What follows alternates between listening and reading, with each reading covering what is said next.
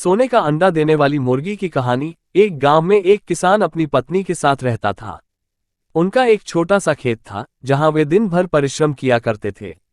किंतु कठोर परिश्रम के उपरांत भी कृषि से प्राप्त आमदनी उनके जीवन यापन हेतु पर्याप्त नहीं थी और वे निर्धनता का जीवन व्यतीत करने हेतु विवश थे। एक दिन किसान बाजार से कुछ मुर्गियां खरीद लाया। वो मुर्गियों के अंडे बेचकर पैसे कमाना चाहता था। अपनी पत्नी के साथ मिलकर उसने घर के आंगन में एक छोटा सा दड़बा बनाया और मुर्गियों को उसमें रख दिया।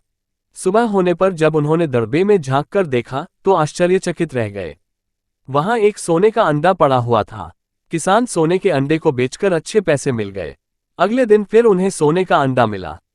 किसान और उसकी पत्नी समझ गए कि उनकी मुर्गियों में से एक मुर्गी सोने का अंडा देती है। एक रात पहरेदारी कर वे सोने का अंडा देने वाली मुर्गी को पहचान गए। उसके बाद से वे उसका खास ख्याल रखने लगे। वो मुर्गी उन्हें रोज सोने का अंडा देती, जिसे बेचकर किसान कुछ ही महीनों में धनवान हो गया। किसान अपने जीवन से संतुष्ट था, किंतु उसकी पत्नी लालची थी। एक दिन वो किसान से बोली, आखिर कब तक हम रोज एक ही सोने का अंडा लेते रहेंगे? क्यों न हम मुर्गी के पेट से एक साथ सारे अंडे निकाल लें? फिर हम उन्हें बेचकर एक बार में इतने धनवान हो जाएंगे कि हमें काम करने की जरूरत ही नहीं रहेगी। पत्नी की बात सुनकर किसान के मन में भी लालच आ गया।